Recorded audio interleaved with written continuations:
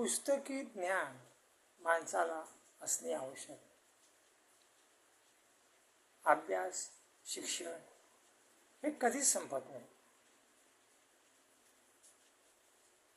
जन्म तिथे मृत्यू अटल आहे. त्याच प्रकारे जन्माला आल्यापासून मरोपर्यंत शिक्षण कधीही संपत नाही. पण होतं काय की आपल्याला असं दिसून येतं की एखादी व्यक्ती शिक्षणाने पुढे गेली, पदवीधर बनली आणि त्याला पदवी तिला मिळाली, तर तिला असं वाटतं की मी खूप काही शिक्षण घेतलं आहे, पदवी घेतलेली आहे. तर तिला एक प्रकारचा अहंकार येत असतो आणि त्यामुळे देशाला आणि समाजाला धोका निर्माण होतो. आज शिक्षण घेतले का तर डोकं चाललं म्हणून. डोकं चालेल, बुद्धिमत्ता चालेल, ती व्यक्ती शिक्षण घेऊ शकते. तिचे डोकं चाललं नाही, ते शिक्षण काय केलं नाही का, हे पण आहे. तिला काय आपण असं नाही म्हणू शकत ना, तू डोकं का चालत नाही, तू शिक्षण का घेत नाही, असं म्हणू शकत नाही. कोणी एखाद्या व्यक्तीची आर्थिक परिस्थिती खालासायची असेल म्हणून घेऊ शकत नाही. बुद्धी तर आहे, डोकं तर आहे, पण परिस्थिती खराब असल्यामुळे नाही घेऊ शकत. असे अनेक कारणं असतात नाही का. परंतु पुस्तकी ज्ञानाप्रमाणे अनुभवाचे ज्ञान असणे महत्त्वाचे. आता बघा, नुसतं पुस्तकी ज्ञान आहे पण अनुभवाचे ज्ञान नाही. समाजामध्ये, देशामध्ये काय चाललं आहे एवढंच नाही, तर कमीत कमी आपल्या घरामध्ये काय चाललेलं आहे, काय होत आहे, याच्याकडे जर दुर्लक्ष असलं, लक्ष नसलं, तर मग शिक्षण इथे अर्धवटच म्हटलं नाही का. कारण शिक्षण म्हणजे विद्या सरस्वती, जिच्यामुळे आपण एखादी पदवी घेऊ शकतो, पदवी भेटते. त्याच्यामुळे आपल्याला, आपण पदवी घेतल्यामुळे आपल्यामुळे समाजाला आणि देशाला फायदा होऊ शकतो. हे तितकंच 100% खरं आहे. परंतु त्याच्या अतिरिक्त आपल्या स्वतःच्या घरात, स्वतःच्या परिवारामध्ये, स्वतःच्या आपल्या गाव असेल किंवा तुमचं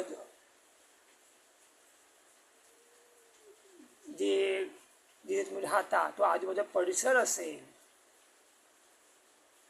तुम्ही काही जाती असेल, धर्म असेल, तिथे जर तुमचं लक्ष नसेल की त्यांना कसं पुढे आणायचं, शिक्षण द्यायचं, किंवा त्याला काय नेमकं काय होतंय ते तुम्ही मार्गदर्शन करू शकत नसेल, तर तुमच्या शिक्षणाचा फायदा नाही ना.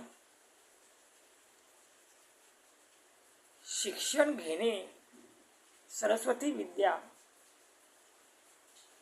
ही सर्वांना तर भेटत नाही नाही का, त्याला पण नशीबच लागतं. परंतु ही सरस्वती विद्या आपण शिक्षण घेतले, हे शिक्षण आपण वाटले पाहिजे, तर ते कामा येणार. काही लोकांना असं वाटतं मी खूप शिक्षण घेतलेलं आहे, मी का कोणाला शिकवणार, मी दुसऱ्याला का म्हणून बोलणार.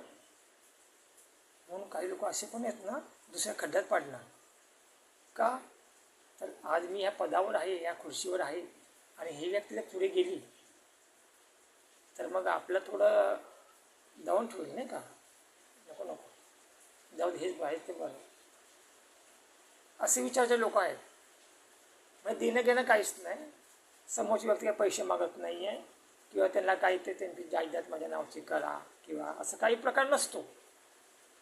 परंतु हा पदवी घेतलेला माणूस, शिक्षण घेतलेला माणूस अहंकारा जाऊन मी खूप हुशार आहे दाखवून समोरच्याला भलं तर करत नाही, पण त्याचा सर्वनाश कसा होईल असे विचार करतो. आणि याचमुळे आपला देश मागे आहे. आपल्या महाराष्ट्रामध्ये हे प्रकार जास्तच घडतात, हे तुम्हालाही माहिती असेल आणि आपलं दिसून येतं. असे अनेक अनुभव आहेत आम्हाला. नंतर आपण कधी या विषयावर पण बोलणार आहोत. तर आता शिक्षण अतिरिक्त अनुभवाचे बोल असणे गरजेचे आहे. अनुभव माणसाला अनुभव तितकाच आहे जेवढं शिक्षण घेतलंच तरच एक फायदा, नाही का? असंही नाही आहे. शिक्षण न घेणारे अडाणी आहे, त्याला आपण अडाणी म्हणतो, त्या शिकलेलंच नाही आहे अंगठे बाजू, परंतु त्यांनी त्याच्या बुद्धिमत्तेद्वारे,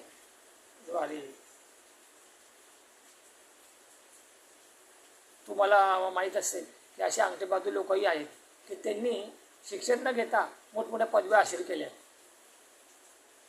पदव्या नुसत्या हासिलच नाही केल्या तर देशासाठी आणि समाजासाठी शहीदसुद्धा झालेले. मग आता यांना काय म्हणावं? त्यांनी कधी अहंकार केला? नाही, आम्ही तर काही शिकलो नाही, आज आम्ही बघा कोणाचा उपयोग करतो, का म्हणून पडावं, आम्हाला गरज नाही, आम्ही मस्त आता ऐशारामात खातो पितो बसतो. पण नाही, तसं नाही. त्यांनी योग्य त्या प्रकारे शिक्षणाचा उपयोग केला. शिक्षण म्हणजे काय? तर आपल्याला भेटलेले देवाने दिलेली देणगी. शिक्षण ही देणगी आहे. जन्माला मूल काय तुम्ही कधी ऐकलंय की जन्माला मूल आलं, हाताने जेवण करतो, हाताने सगळे कामं करतो, तुळतुळ जातो, दुकानून खाऊ आणतोय, खातोय, कधी ऐकलेत का? नाही. त्याला शिकवावं लागतं ना, आणि ते शिकवल्यानंतर तो शिकतो ना. म्हणजे शिक्षणच घेतो की नाही? शिक्षण घेतो. मग तेव्हापासून हे चालूच असतं शिक्षण. आणि मेन गुरु म्हणजे कोण? तर आई वडीलच असतात ना गुरु.